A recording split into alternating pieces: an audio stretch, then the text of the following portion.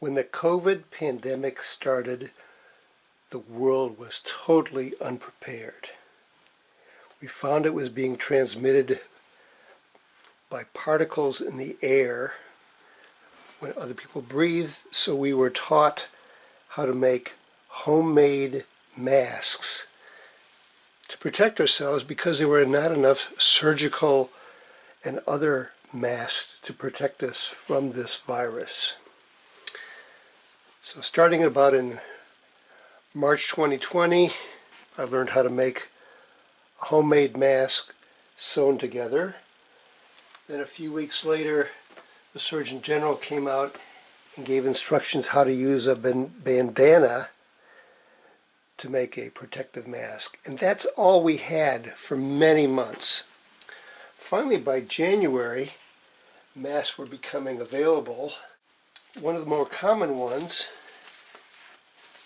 is a surgical mask.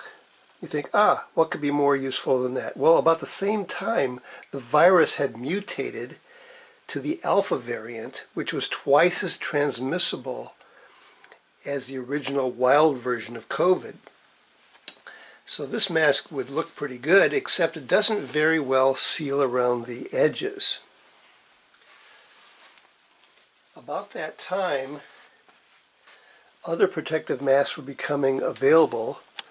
This is known as a KN95 mask, and it has better protective features because it not only filters out your own air as you're breathing, but it filters out the incoming air so you don't get as much contaminants from the air. Perhaps the main problem is it's sort of for an average of all head sizes, and the ear loops may or may not hold it tightly against the face, and there's potential for it to leak around the nose bridge area. The surgical mask did even worse, with many gaps around the edge, and the cloth mask protected far less. A scientist named Michael Osterholm puts out a presentation about once every week or two about the COVID virus and how it transmits, and what he found was without protection you can pick up the virus if you're near an infected person in about 15 minutes. If you have a cloth mask, it increases to about 20 minutes, almost no additional protection. If you use a surgical mask, it helps a little bit more. It increases the protection to about 30 minutes. The mask that's much more protective is known as an N95 mask. This is one version of an N95 mask. And you see the N95 designation on the outside of the mask. And it does a better job of fitting and filtering. The straps, instead of going around the ears, go around the head. The bottom strap would go over the head and fit behind the neck. The top strap could go over the top of the head and sort of rest about the top of the ears. This is also a foldable mask. It has an additional feature of a foam fitting pad around the nose bridge area, as well as the typical metal bending piece to help fit around the nose, but the foam ends up making it fit better. By comparison to the 20 or 30 minute protection you get from cloth or surgical masks, this can give up to 25 hours of protection before you get an infectious dose. This version costs about $4 per mask when bought in groups of 20 or more masks. This mask is made by the 3M company, model number 8210, and this fits similar to the other N95 mask. It fits around over the head and then fits around the back of the neck. This one goes over the head similarly and fits sort of resting on the top of the ears. This also has a foam fitting area around the nose, as well as a metal piece that can be bent to conform to the nose shape. This 3M one, sold in a box of 20, is about $20 for a box of 20 plus shipping. So there's a Granger online location where you can order them.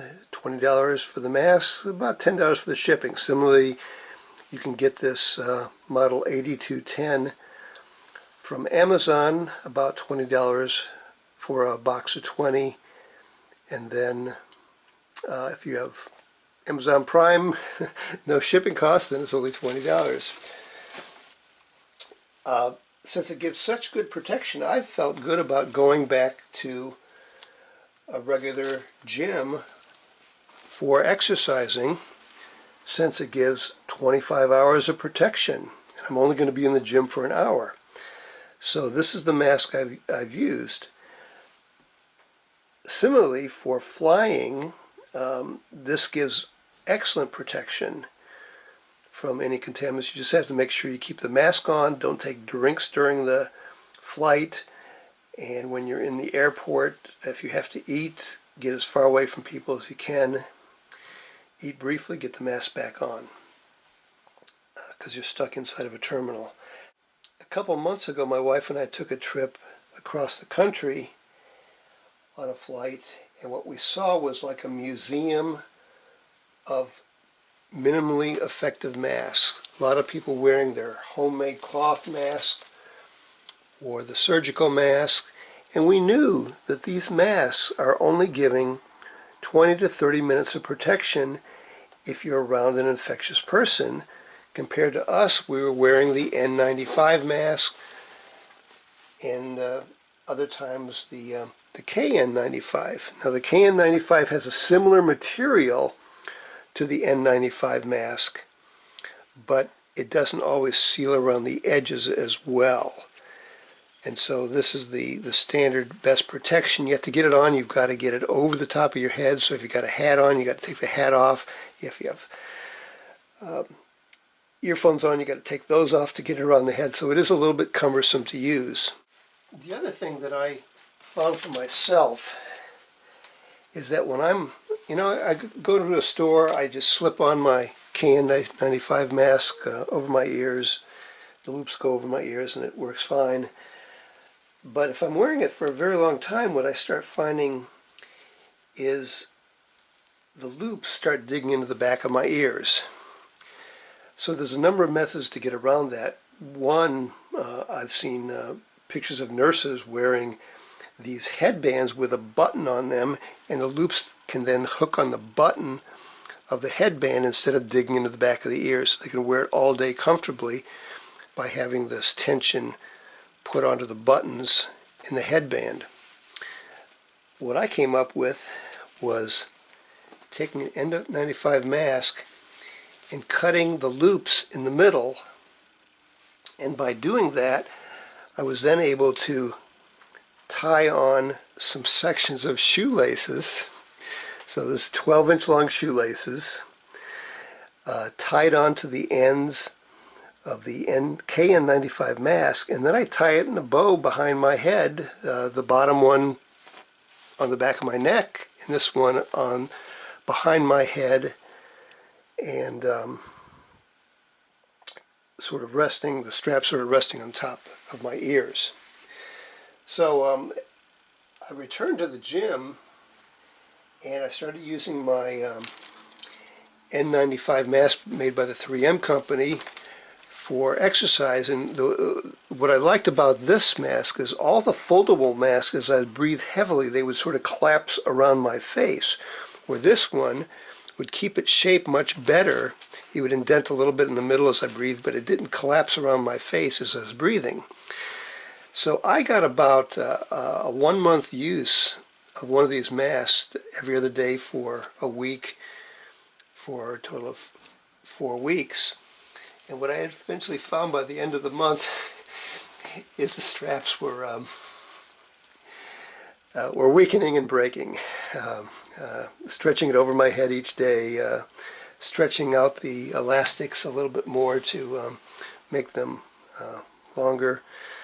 And I tried retying them, but basically the straps, even though the mask itself seems pretty sturdy, the straps can be can snap. So I've been thinking about coming up with a way to take an N95 mask and cut the straps in half in the middle and tying shoelaces onto those to see how that goes, so I can tie it at the back of my head and I won't have to stretch the straps over my head as much to get it into place.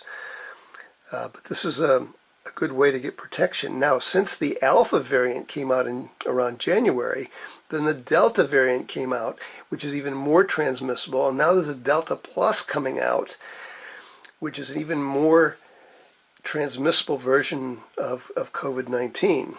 And so what you need to do is to find a way to protect yourself. Even though I'm triple vaccinated with Pfizer, 3 different shots of Pfizer, I'm not going to eat inside of restaurants because that's the way to pick up viruses. And inside of gyms that say you can take off your mask, no, I'm going to leave the mask on in the gym because that's a way that I could pick up viruses. So this is the protection level that you should be thinking about. Tuning up your mask use to get better protection, especially in high transmissible areas. A quick stop in a store. I'll put on, for a long trip, I'll wear it with the shoelaces tied around my head. For short trips, I'll loop it around my ears for the KN95 mask. For long trips in a gym or on a flight, then I'll be looking at the N95 mask to get maximum protection. If you look at the narrative section below this video frame, I will be putting links and other information there about COVID and safety.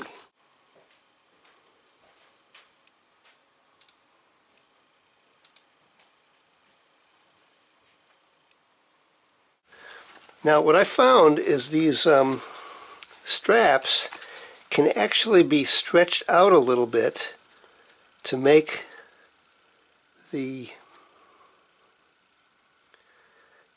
mask fit less tightly, so it's not so uncomfortably tight. So then you end up with a longer strap going over the back of the head if you stretched out these elastic pieces, and they actually hold to this longer length when stretched like that. However, what it seems to do is to weaken the rubberized straps a little bit.